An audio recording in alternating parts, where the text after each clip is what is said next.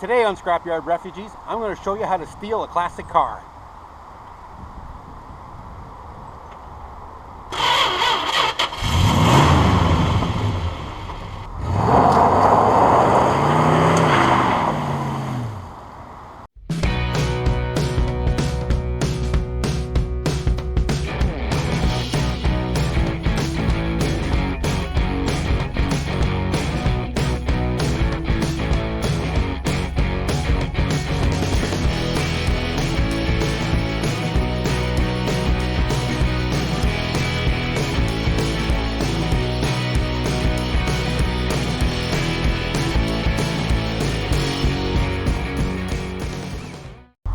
Okay, I'm not really going to show you how to steal a car, but what I want to show you is how much security has been upgraded since the 60s to nowadays.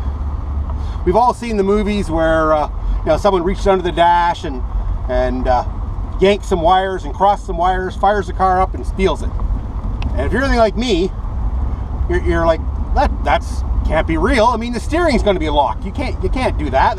It's just TV. Well, I'm going to show you what has changed from then to now. Okay, as I was saying, cars have come a long way in anti-theft and security systems. Like I said, you see in the old movies, someone reach under the dash and rip some wires out and cross them, fire the car up and drive away. But most modern cars, and this is my 2012 Ford Expedition, so it's a representative of modern cars. The steering is locked unless you put the key in.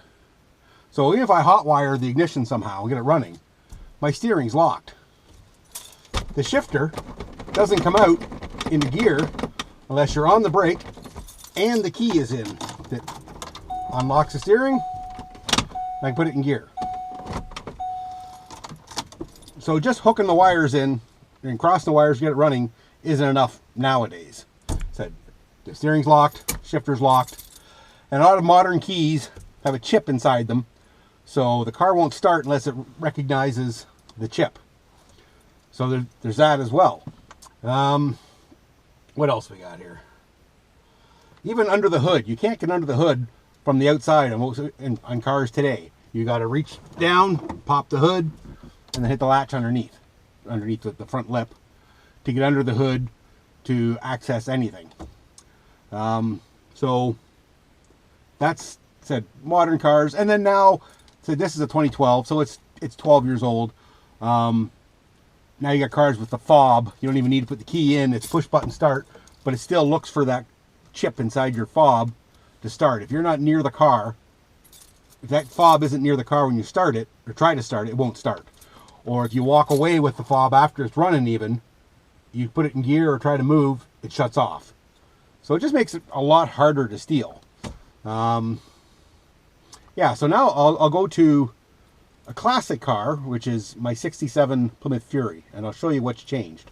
Okay, now we're in my 1967 Plymouth Fury convertible.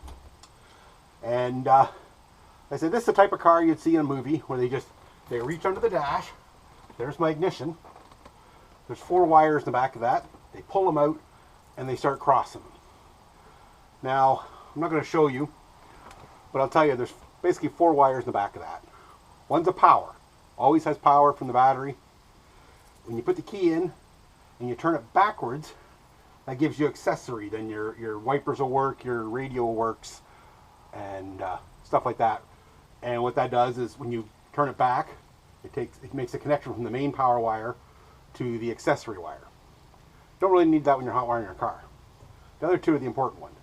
Put your key in and you go forward, it takes the main power wire and connects it to the run wire, which runs everything in the car. Okay, and then the extra notch you turn temporarily hits the starter wire, which turns the starter, starts the car. You let go of it, it leaves the wire connected to the power for all the power in the car. So what they do in movies, you see, they rip it out, they take the main power wire, they take the wire that runs everything in the car, they twist the 2, so that's like you turn the key on. And then they take the starter wire and they just touch it till the car cranks over, Car fires up and you can drive. That's the basics of how it works. But like I said, what about lock steering? 1967, there was no lock steering. I don't need to have it worry about my lock steering. I could hotwire the car and I could steer. Oh, but wait, you can't put it in gear. Like I said, in a modern car, the key's got to be on and your foot's got to be in the brake. 1967, no key in the ignition, no touching the brake. There, I can put her in gear. So even to steal it, not even start it, you can just drop her into gear, or drop her into neutral, push it away somewhere, steering it around stuff, get far enough away, fire it up, no one's going to hear you, and drive away. So they've obviously changed a lot of that since from 67 to modern cars. So now you have locking steering, ignition interlock. I said modern cars have a chip in their key. That's my key. It's just a plain metal key. I don't even need, you see people on older cars, they take a flat screwdriver and they hammer it in there, basically destroy the lock mechanism. Then they can turn and start the car. Because you don't need a chip. That's something else they've changed. What else have they done? Safety feature wise. Well, we can get into like, steel dashes and there's no airbags, stuff like that. Seatbelts is something we can talk about. In 1967, it wasn't mandatory to wear a seatbelt. In fact, I think it was around 67 that manufacturers were finally mandated to at least install seatbelts. You didn't have to wear them. I just have lap belts in this. And from the factory, it came with 4 seatbelts, 2 in the front, 2 in the back. The car is rated for 6 passengers. If you wanted those extra 2 seatbelts, it was actually a dealer option. You had to take it to the dealer and have them install it. But otherwise, seatbelts weren't a thing. I mean, no one wore them. I think it was in the 70s, at least in Ontario, late 70s, mid 70s, that they mandated seatbelt use. But back in 1967, they said they just mandated they had to be in the car. You still didn't have to wear them. I think in 66, there weren't even seatbelts in the car unless you requested them. So, easy to steal a car. Twist the wires, drop her in gear, drive away. Super simple. Something else they did, and I'll show you. Here, hold on. Oh, before I go show you anything else, the whole reason this idea of the video came up was I try and daily drive this car as much as I can. And whenever I park it somewhere, I'm not going to be nearby for a while, I put, where is it here? I use the club. Not that this isn't advertising, but I put it on, use the key, lock it, then the steering can't turn, which eventually locks the steering, so if they do get it running, they can't steer drive it away. I use that, and guys at work were teasing me about it, making fun of it, which gave me the idea to talk about how much security has changed and anti-theft has changed in, from 67 to modern cars. Biggest one, locking steering. I can twist this thing around, no problem, no keys, nothing in the ignition. Now the other thing I was going to show you, the other thing I wanted to show you is this. On most modern cars, inside, you can pop the hood. And then you get in, then you can unlatch it from the front and open it. On cars in the 60s and earlier, I don't know when they switched to having the inside release, but on mine, you reach under the dash, that pops the first latch, and that opens the other one. So anybody walking by can really get under the hood of my car. And once you're under the hood, it's pretty basic, standard engine. Modern cars, they got covers and it's all electronic and you got a computer, everything else.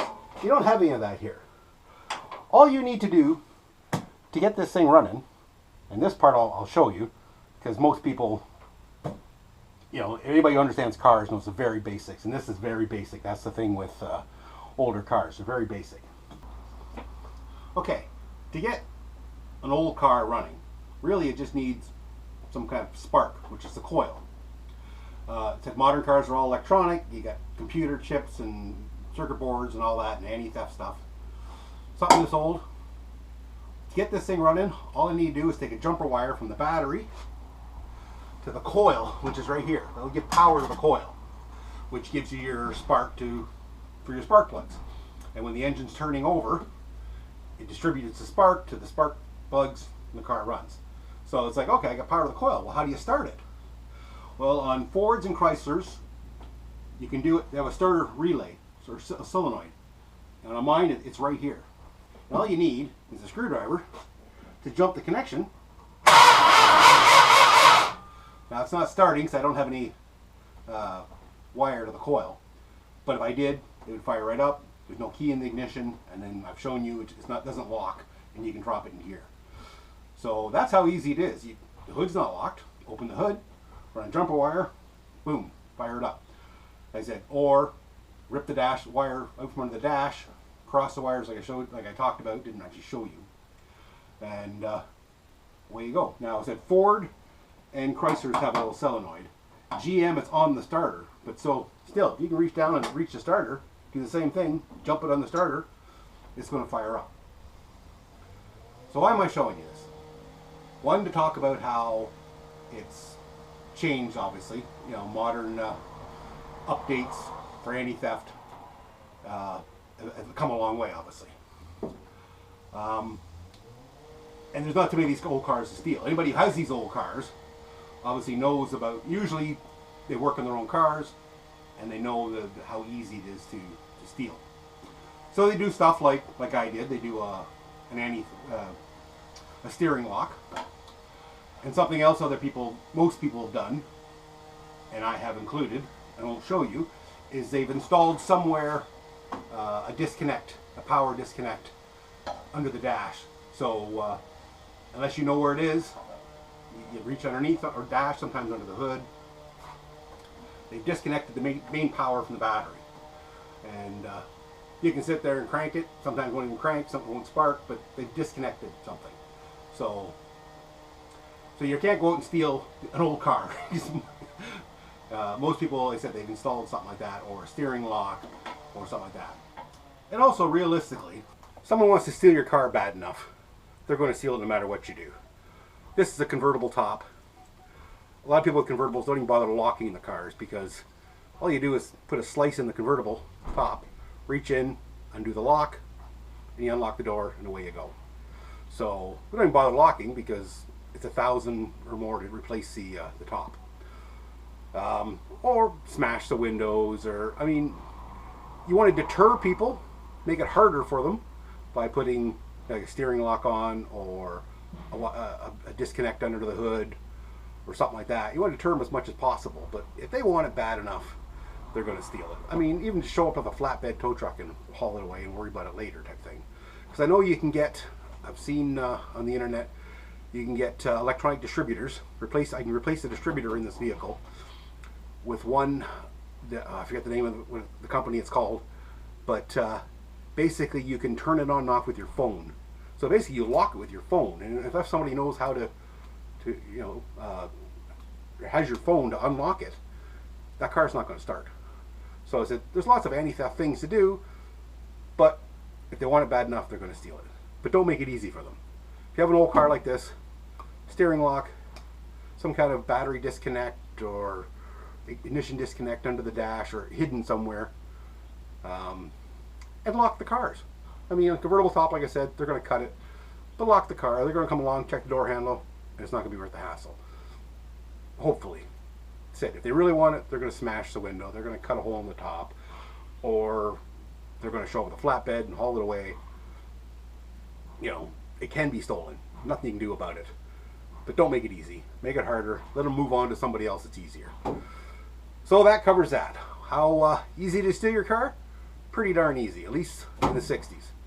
Newer cars, like I said, there's way, you got the people that can copy your RF signal from your key and steal it that way, or, you know, slightly older cars, 90s, 80s cars, even in the 2000s, smash the ignition, after you smash the window, get in.